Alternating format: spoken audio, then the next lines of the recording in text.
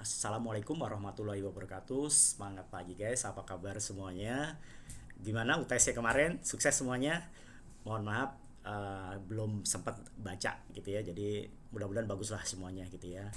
Guys, hari ini merupakan untuk pertama kalinya kita kuliah e-learning gitu ya. Salah satunya yang harus kita penuhi adalah buat video pembelajaran ini darurat jadinya karena linknya juga belum ini. Saya coba gitu ya berbagi dengan Ibu Dani nyiapkan PPT, saya yang buat video pembelajaran. Oke, kita mulai ya guys. Untuk kali ini kita akan bahas mengenai kebijakan fiskal dalam Islam. Oke, jadi gini, kita mulai dari gini aja deh. Eh, Sebenarnya uh, kebijakan fiskal dalam Islam kan sudah dimulai dari zaman Rasulullah dan sahabat dulu gitu ya. Kemudian kekinian gitu ya. Kebijakan fiskal itu terkait dengan sumber pendapatan dan pengeluaran negara, karena yang melakukan kebijakan fiskal adalah negara atau pemerintah gitu ya. Nah, akhirnya kan dengan kemajuan zaman gitu ya, yang dimaksud sumber pendapatan dan pengeluaran itu kan jadi berbeda gitu ya dari zaman Rasulullah sampai kekinian. Akhirnya kita mesti ya adaptasi dan kreatif lah gitu ya. Nah, untuk ini saya akan mulai paparan ini gitu, mudah-mudahan teman-teman semua akan dapat mengambil hikmahnya lah, dibantu dengan PPT yang juga kita share bareng-bareng dengan video pembelajaran ini. Oke, kita mulai ya guys. Jadi memasuki abad ini gitu ya, kita nih kita umat Islam umumnya gitu ya, khususnya dihadapkan pada harapan-harapan historis yang masa lalu gitu ya, zamannya Rasulullah kemudian sahabat Nabi gitu ya. Sekaligus juga tantangan yang cukup besar khususnya berkenaan dengan sistem ekonomi gitu ya. Sistem ekonomi global yang digaungkan saat ini membuat umat Islam di belahan manapun gitu ya mengalami masa yang menentukan, bukan saja karena kondisi ekonomi dan politiknya yang masih dipengaruhi oleh negara-negara superpower atau maju, tetapi suatu nasib apakah gitu ya umat Islam memiliki kekuatan baru untuk mempengaruhi sistem ekonomi dunia, atau sebaliknya umat Islam yang selama ini sebagian besar di bawah garis kemakmuran gitu ya justru semakin terpuruk sebagai konsumen produksi negara-negara maju gitu ya. Negara superpower ada tiga sekarang gitu ya, ada Amerika Serikat, kemudian Rusia dan Cina gitu ya. Nah, meski ada sederet tantangan di depan kita nih gitu ya faktanya, namun umat Islam tidak bisa menutup mata bahwa wacana ekonomi Islam menjadi bola salju yang terus menggelinding gitu ya, walaupun dibendung oleh sistem kapitalis barat yang dominan atau sosialis Rusia dan Cina. Seiring dengan berjalannya waktu, sistem kapitalisme barat dan sosialisme gitu ya telah menunjukkan kelemahan serta bayangan kegagalannya lah gitu ya, atau bahasa kalau negatifnya adalah berdampak buruk lah gitu ya. Sistem ekonomi kapitalis mempunyai prinsip dasar mendapatkan keuntungan semaksimal mungkin dengan sumber daya yang terbatas. Pokoknya mau menang banyak gitu aja untuk usaha kapitalis ini didukung oleh nilai-nilai berbeda dengan sosialis ya. Kita sama kapitalis dulu aja lah. Berbeda dengan tadi ya, usaha kapitalis ini didukung oleh nilai-nilai kebebasan untuk memenuhi kebutuhan. Manusia mempunyai kebebasan yang luas untuk memiliki harta. Prinsip-prinsip tersebut mengakibatkan ketimpangan sosial yang secara tidak langsung telah membuat polarisasi yang cukup tajam antara si kaya dan si miskin gitu ya. Ya faktanya seperti inilah sekarang gitu ya. Selain itu, kapitalisme juga menjerumuskan manusia pada kehidupan yang materialistis, jadi hedon gitu ya. Keadaan ini mempersempit ruang bagi manusia untuk berinteraksi dengan masyarakat sekitar, jadi individual materialistis gitu ya, hedon. Akhirnya hal ini mengakibatkan manusia kehilangan unsur-unsur kemanusiaannya dan terasing oleh dirinya sendiri. Ini dipengaruhi juga kemajuan teknologi atau digital gitu ya. Prinsip-prinsip ekonomi Islam yang mengakui kebebasan manusia atas nilai-nilai tauhid, hak memiliki harta atas dasar kemaslahatan, melarang pemumpukan harta, serta distribusi kekayaan justru yang sesuai dengan sifat dasar dan kebutuhan manusia. terkait dengan pemenuhan kebutuhan manusia, maka dalam Islam telah diatur mekanisme dalam suatu negara. Peran negara Islam sangat signifikan dalam menjamin kesejahteraan dan kebutuhan rakyatnya. Dalam rangka menjamin kesejahteraan rakyat, negara akan melakukan berbagai kebijakan. Nah, kebijakan tersebut dinamakan kebijakan fiskal. Ini menurut Walson, sebagaimana dikutip Suparmoko, kebijakan fiskal merupakan tindakan-tindakan pemerintah untuk meningkatkan kesejahteraan umum melalui kebijakan penerimaan dan pengeluaran pemerintah, mobilisasi sumber daya, dan penentuan harga barang dan jasa dari perusahaan. Sedangkan kalau Samuelson dan Nordhaus menyatakan bahwa kebijakan fiskal adalah proses pembentukan perpajakan dan pengeluaran masyarakat dalam upaya menekan fluktuasi siklus bisnis dan ikut berperan dalam menjaga pertumbuhan ekonomi, penggunaan tenaga kerja yang tinggi, bebas dari laju inflasi yang tinggi, dan berubah-ubah. Dari definisi tadi gitu ya, dapat ditarik kesimpulan bahwa kebijakan fiskal merupakan kebijakan pemerintah terhadap penerimaan dan pengeluaran negara untuk mencapai tujuannya kemakmuran rakyatnya lah gitu ya. Penarikan kesimpulan ini bertujuan agar definisi kebijakan fiskal mengandung makna umum, artinya ia merupakan suatu gambaran yang bisa terjadi dalam berbagai sistem ekonomi. Selanjutnya, karena instrumen yang digunakan dalam kebijakan fiskal adalah penerimaan dan pengeluaran negara, maka kebijakan fiskal dalam konteks sistem ekonomi kapitalis sangat erat kaitannya dengan target keuangan negara yang ingin dicapai. Dengan kata lain, target anggaran pendapatan dan belanja negara atau APBN yang ingin dicapai oleh pemerintah. Untuk ini gitu ya, berdasarkan ini maka kita nih, kami gitu ya, akan memaparkan tentang kebijakan dalam negara Islam atau kebijakan ekonomi Islam, peran negara dalam mendapatkan sumber pendapatan dan kebijakan fiskal sebagai fungsi alokasi, distribusi, dan stabilisasi perekonomian.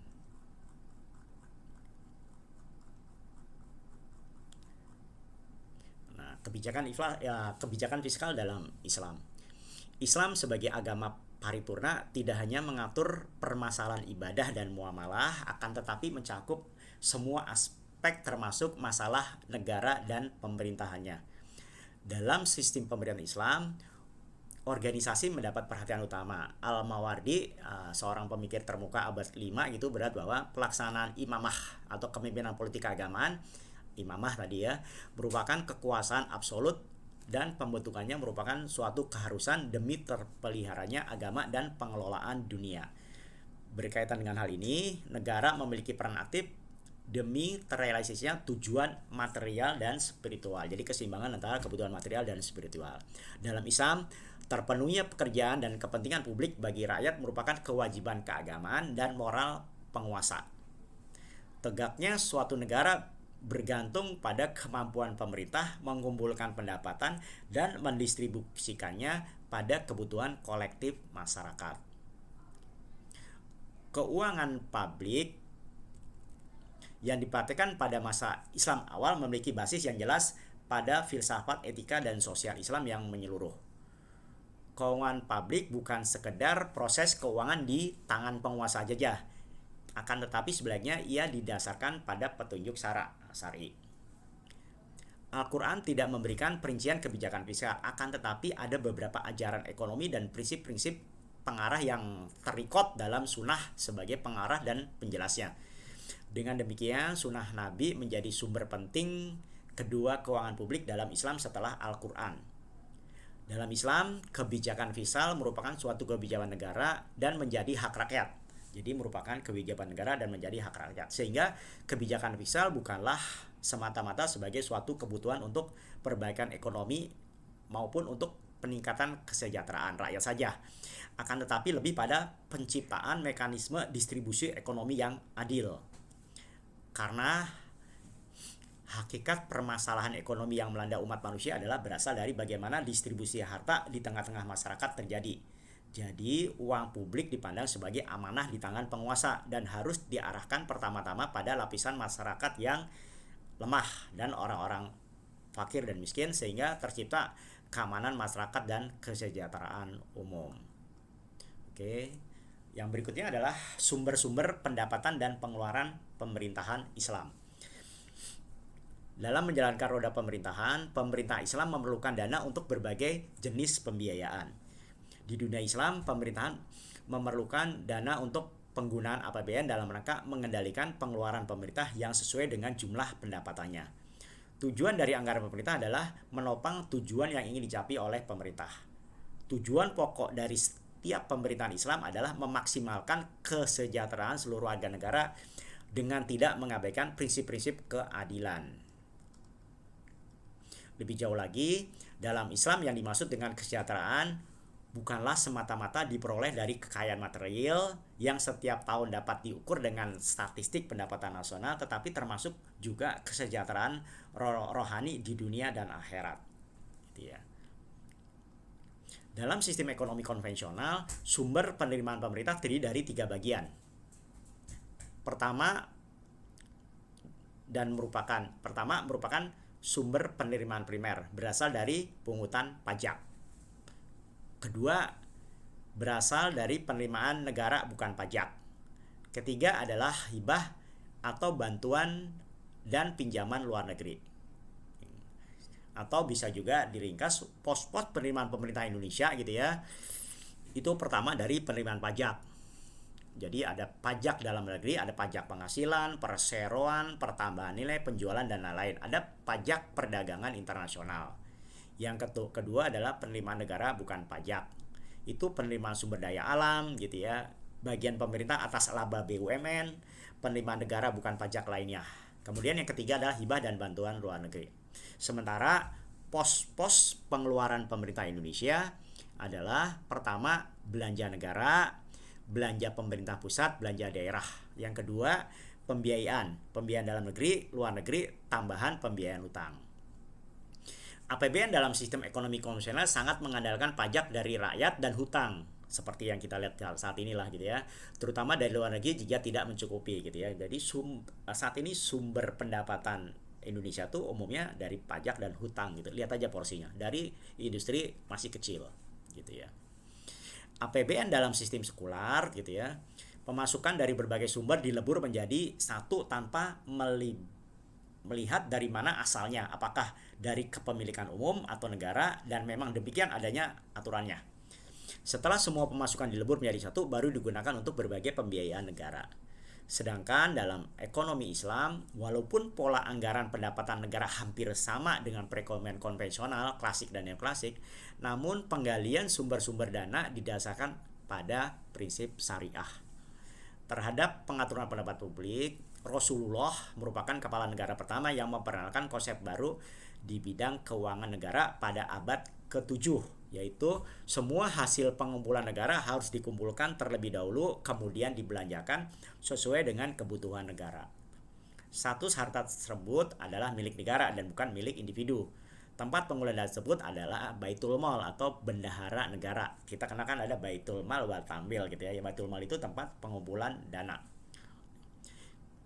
Baitul Mal berasal dari bahasa Arab bait yang berarti rumah dan al-mal yang berarti harta. Jadi secara etimologis maknanya adalah Baitul Mal berarti rumah untuk mengumpulkan atau menyimpan harta. Atau adapun secara terminologis gitu ya, Baitul Mal adalah suatu lembaga atau pihak yang mempunyai tugas khusus menangani segala harta umat, baik berupa pendapatan maupun pengeluaran negara. Jadi setiap harta baik berupa tanah, bangunan, barang tambang, uang, komoditas perdagangan maupun harta benda lainnya di mana kaum muslimin berhak memilikinya sesuai hukum syara atau syari dan tidak ditentukan individu pemiliknya walaupun telah tertentu pihak yang berhak menerimanya, maka harta tersebut menjadi hak Baitul Mal, yakni sudah dianggap sebagai pemasukan bagi Baitul Mal. Secara hukum, harta-harta itu adalah hak Baitul Mal, baik yang benar-benar masuk ke dalam tempat penyimpanan Baitul Mal maupun yang belum. terdapat sekitar 40 sahabat yang bertugas sebagai pegawai sekretariat Rasulullah saat itu gitu ya. Baitul Mal dipusatkan di Masjid Nabawi, sehingga pada masa pemerintahan Rasulullah, masjid selain digunakan sebagai tempat ibadah juga sebagai tempat kantor pusat negara yang sekaligus tempat tinggal Rasulullah. Harta-harta yang merupakan sumber pendapatan negara disimpan di masjid dalam waktu singkat kemudian didistribusikan kepada masyarakat. Sedangkan binatang-binatang milik negara ya tidak ditempatkan di Baitul Mal tetapi di padang terbuka sesuai alamnya. Pada perkembangan berikutnya, institusi ini memegang peran yang sangat penting dalam bidang keuangan dan administrasi negara, terutama pada masa Al-Khulafaur Rasyidin.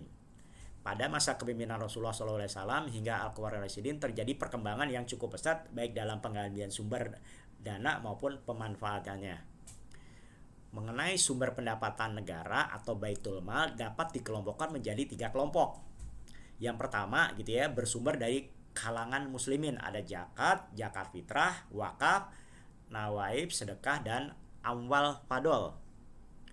Kedua, penerimaan yang bersumber dari kalangan non muslim seperti jizyah, kharaj, dan usur. Dan ketiga, penerimaan dari sumber lain seperti ghanimah, fai, uang tebusan, hadiah dari pimpinan negara lain, dan pinjaman pemerintah baik dari kalangan muslimin maupun non muslim gitu ya. Singkatnya, sumber penerimaan negara periode Rasulullah dan Khulafaur Rasyidin adalah sumber penerimaan ada dari zakat, jizyah, kharaj, usur, nawaib, pinjaman, wakaf, fai, khum, amwal fadol gitu ya, dan kafaroh gitu ya. Untuk lebih jelasnya nanti bisa dipelajari gitu ya, sumber-sumber pendapatan zaman era Rasulullah dan Khulafaur Rasyidin. Tadi singkatnya gitu ya, misalkan zakat gitu ya. Inti dari sumber keuangan negara dalam ekonomi Islam adalah zakat gitu ya. Pendapatan zakat didistribusikan untuk mustahik zakat yang meliputi 8 golongan gitu. Sebagaimana tercantum dalam Quran surat Al-Taubah ayat 60.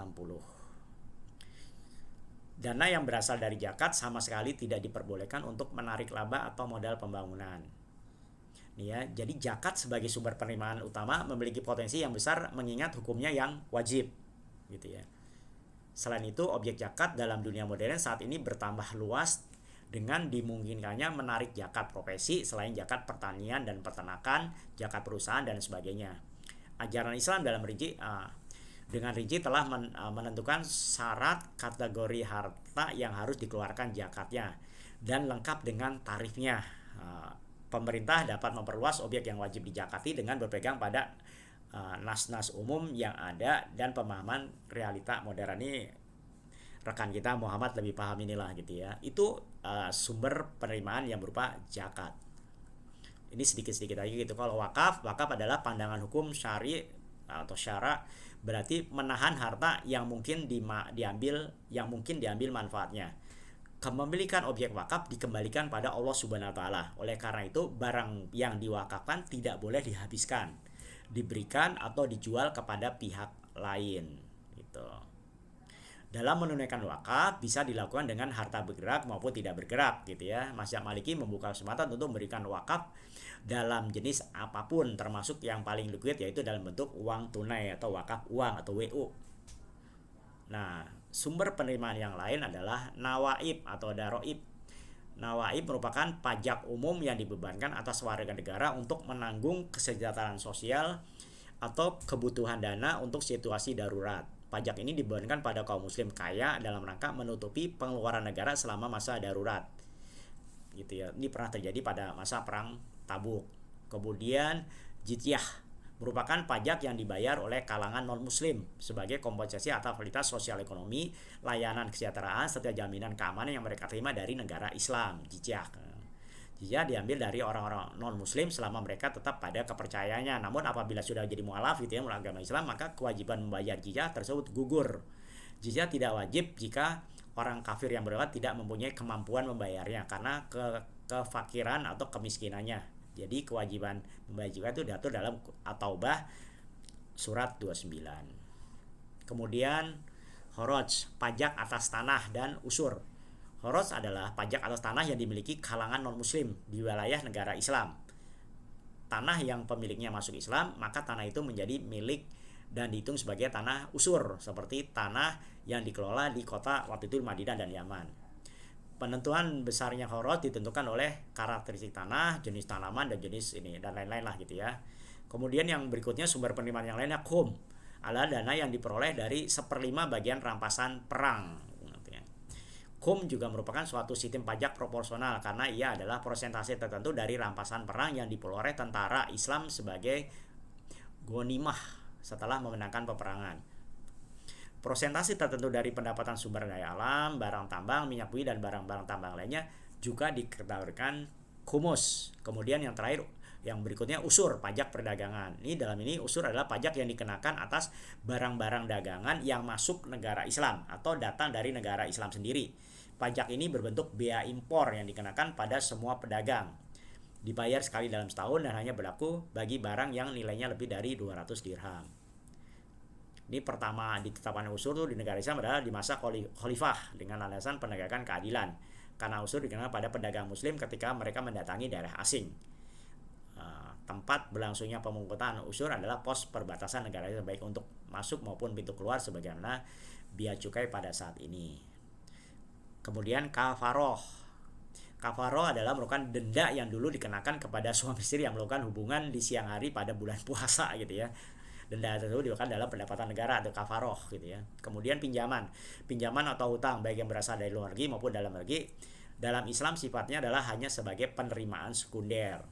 Alasannya ekonomi Islam tidak mengenal bunga. Demikian pula untuk pinjaman dalam Islam haruslah bebas bunga sehingga pengeluaran pemerintah akan dibiayai dari pengumpulan pajak atau bagi hasil. Dalam pengertian ini Islam tidak melarang untuk melakukan utang piutang asalkan tidak membebani pengutang karena sifatnya hanya membantu dan harus segera diselesaikan dalam waktu yang singkat. Sepanjang sejarah pemerintahan Islam gitu, negara pernah melakukan utang hanya 2 kali gitu ya. Kalau kita setiap kali gitu ya, berkali-kali malah itu ya. Dan tergantung pada utang dan pajak. Gitu. Yang berikutnya amwal fadol. Amwal fadol merupakan harta benda kaum muslimin yang meninggal tanpa ahli waris yang berasal dari barang-barang seorang muslim yang meninggal gitu ya. Itu. Jadi kalau ada harta benda kaum muslim yang meninggal tanpa waris itu bisa menjadi sumber penerimaan fiskal. Ini secara singkat gitu ya, sumber penerimaan pemerintah Islam dari menurut sumbernya, dari sumber muslim ada zakat, sedekah gitu ya, wakaf, pajak pertanian gitu ya, dari warga non muslim jizyah, kharaj, pinjaman, usur. Kalau dari sumber lainnya ada hadiah, fa'i, ghanimah, uang tebusan, pinjaman, dan lain-lain. Mengenai pengeluaran negara Islam selama masa Rasulullah SAW secara sistematis digunakan untuk hal tersebut gitu ya. Nih pengeluaran pada pemerintah Islam contohnya gitu ya, kan ada primer, ada sekunder gitu ya. Yang primer itu umumnya gitu ya untuk biaya pertahanan seperti persenjataan, unta, dan persediaan. Penyaluran zakat dan usur kepada yang berhak menerimanya, pembayaran gaji untuk wali, qadhi, guru, imam, muadzin, dan pejabat negara, pembayaran upah para sukarelawan, pembayaran utang negara, bantuan untuk musafir gitu ya. Kemudian kalau yang pengeluaran sekunder, bantuan untuk orang yang belajar agama di Madinah, ini dulu gitu ya, jamuan untuk delegasi keagamaan, utusan suku dan negara serta biaya perjalanan, hadiah untuk pemerintah negara lain, pembebasan kaum muslimin yang menjadi budak, pembayaran denda atas mereka yang terbunuh secara tidak sengaja oleh pasukan kaum muslimin, pembayaran utang orang yang meninggal dalam keadaan miskin, pembayaran tunjangan untuk orang miskin, tunjangan untuk sanak saudara Rasulullah, pengeluaran rumah tangga Rasulullah, persediaan darurat. Kemudian kita akan bahas kebijakan fiskal sebagai fungsi alokasi, distribusi, dan stabilisasi perekonomian. Secara umum, fungsi kebijakan fiskal adalah fungsi alokasi, distribusi, dan stabilisasi perekonomian. Dalam hal alokasi, maka digunakan untuk apa sajakah sumber-sumber keuangan negara. Sedangkan distribusi menyangkut bagaimana kebijakan negara mengelola pengeluarannya untuk menciptakan mekanisme distribusi ekonomi yang adil di masyarakat. Dan stabilisasi adalah bagaimana negara menciptakan perekonomian yang stabil. Kebijakan fiskal dalam sistem ekonomi kapitalis hanyalah merupakan suatu kebutuhan untuk pemulihan ekonomi akibat krisis dan untuk mengejut perekonomian. Jadi pembelanjaan pemerintah dalam koridor negara Islam berpegang pada terpenuhinya pemuasan semua kebutuhan primer tiap-tiap individu dan kebutuhan sekunder dan tersier atau low sesuai kadar kemampuannya sebagai individu yang hidup dalam masyarakat. Menurut Al-Maliki, kebutuhan pokok yang disyariatkan oleh Islam terbagi dua nih, kebutuhan pokok atau primer. Pertama, kebutuhan primer bagi setiap individu secara menyeluruh. Kebutuhan ini meliputi pangan, sandang, papan. Kedua, kebutuhan pokok bagi rakyat secara keseluruhan. Kebutuhan kategori adalah keamanan, kesehatan, dan pendidikan. Itu termasuk kebutuhan primer gitu ya. Selain pangan, sandang, papan juga keamanan, kesehatan, dan pendidikan.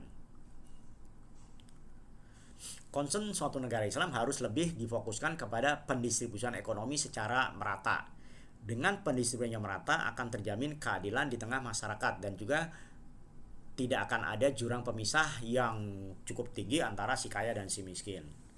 Dengan prinsip keadilan tersebut akan terjamin kebutuhan primer secara menyeluruh bagi tiap individu rakyat, di samping masing-masing individu akan mampu memenuhi kebutuhan sekunder dan tersiernya.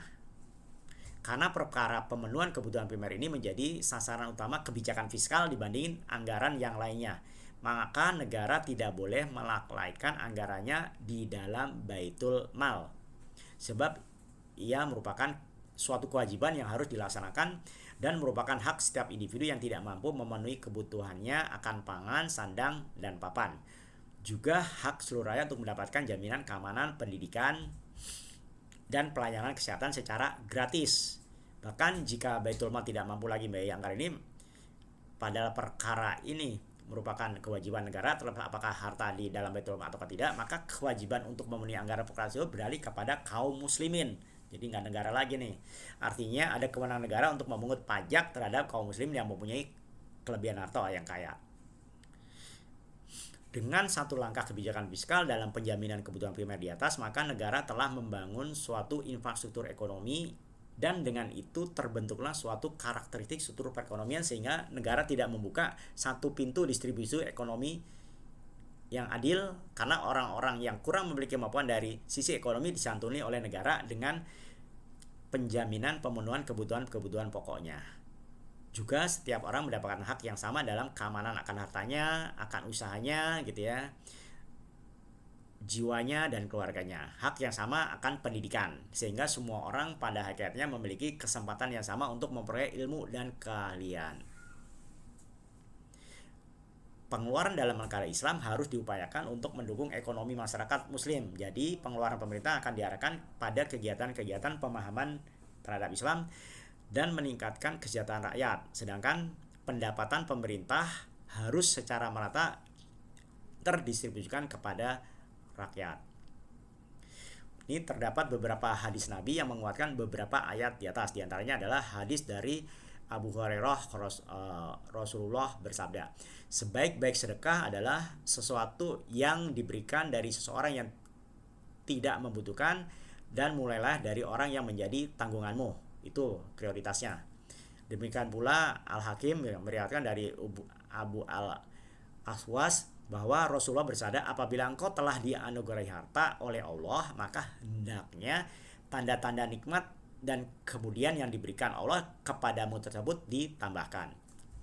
Berdasarkan ayat dan hadis tersebut, maka sudah menjadi kewajiban dan wewenang negara untuk berlaku bijak dan adil mendistribusikan harta. Terkait kebijakan pengeluaran pemerintah, pengendalian anggaran yang efisien dan efektif merupakan landasan pokok dalam kebijakan pengeluaran pemerintah yang dalam ajaran Islam dipandu oleh kaidah-kaidah syariah dan penentuan skala prioritas. Para ulama terdahulu telah memberikan kaidah-kaidah umum yang didasarkan dari Al-Quran dan Al-Sunnah dalam memandu kebijakan belanja pemerintah. Antara lain, kaidah-kaidah tersebut adalah pembelanjaan pemerintah harus dalam koridor maslahah. Satu.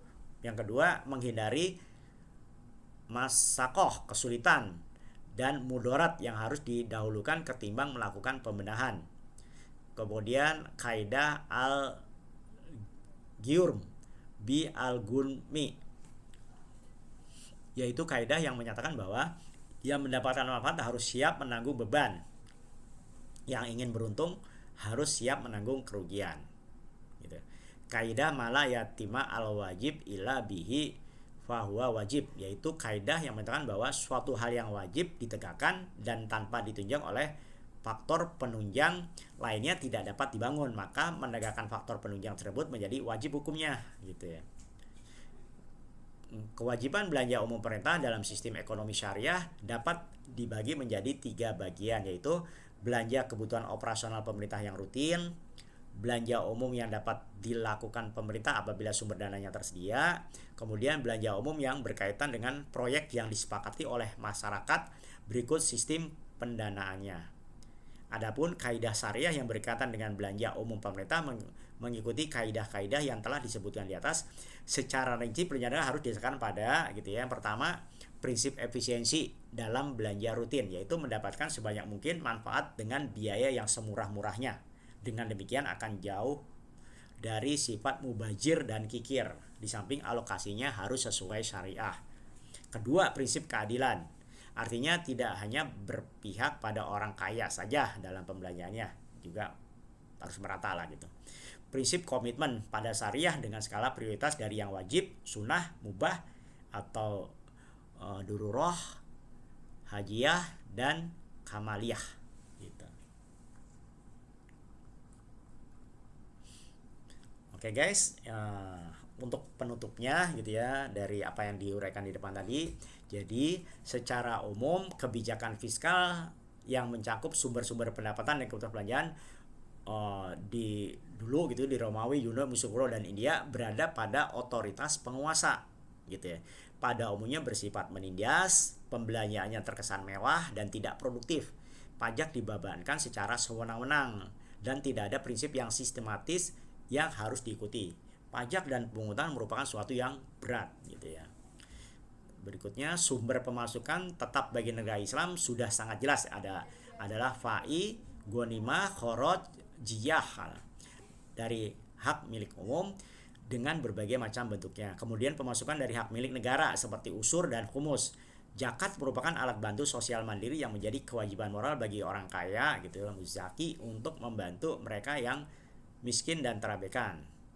Dengan semua skema jaminan sosial di atas, sejauhnya kemelaratan dan kemiskinan dapat terhapuskan dari masyarakat muslim. Adil, makmur, sejahtera lahir dan batin gitu ya. Dalam Islam, kebijakan fiskal merupakan suatu kewajiban negara dan menjadi hak rakyat. Sehingga kebijakan fiskal bukanlah semata-mata sebagai suatu kebutuhan untuk perekonomian ekonomi maupun untuk peningkatan kesejahteraan rakyat, tetapi lebih pada penciptaan mekanisme distribusi ekonomi yang adil. Pembelanjaan pemerintah dalam koridor negara Islam berpegang pada terpenuhinya pemuasan semua kebutuhan primer tiap-tiap individu dan kebutuhan sekunder dan tersier atau log sesuai kadar kemampuannya sebagai individu yang hidup dalam masyarakat. Dengan penjaminan kebutuhan primer, negara telah membangun suatu infrastruktur ekonomi dengan distribusi ekonomi yang adil. Karena orang-orang yang kurang memiliki kemampuan dari sisi ekonomi disantui oleh negara dengan penjaminan pemenuhan kebutuhan-kebutuhan pokoknya. Juga setiap orang mendapatkan hak yang sama dalam keamanan akan hartanya, akan usahanya gitu ya. Dagang, jasa, produksi, pertanian, pertambangan dan lain, jiwanya dan keluarganya. Dengan demikian keuangan publik yang dipraktekkan pada masa Islam awal memiliki basis yang jelas pada filsafat, etika dan sosial Islam yang menyeluruh. Fungsi dari pemerintahan Islam yang modern gitu ya tidak lagi terbatas pada fungsi seperti yang dijalankan pemerintah Islam terdahulu dan bertumpu pada pertanian. Jadi udah beda lah gitu ya. Corak penghasilan telah berubah dan sumber pendapatan yang relatif lebih layak dan lebih terdiversifikasi telah tersedia bagi pemerintah modern. Perbedaan konteks ini menyebabkan banyak sumber-sumber pendapatan yang dulu sangat berarti seperti fai, ghanimah, jizyah sudah tidak relevan lagi gitu ya. Namun demikian, pemerintah Islam yang modern semestinya menggali dari sumber-sumber lain setelah melakukan kebijakan-kebijakan strategis yang sesuai dengan prinsip-prinsip ekonomi Islam dan dalam urusannya tetap patuh pada syariah. Dengan melakukan terobosan-terobosan yang progresif secara taat syariah, diharapkan pendapat negara otomatis serta kesejahteraan akan terjamin. Demikian guys, kebijakan fiskal dalam Islam. Mudah-mudahan teman-teman juga makin paham gitu ya kebijakan fiskal Islam gitu ya, dan apa yang disampaikan tadi bermanfaat. Jangan lupa gitu ya, nanti tolong dibaca di PPT yang telah kami kirimkan juga. Oke guys, saya rasa kami cukupkan sekian dulu. Salam kuliah e-learning gitu ya, sukses untuk semua. Wassalamualaikum warahmatullahi wabarakatuh.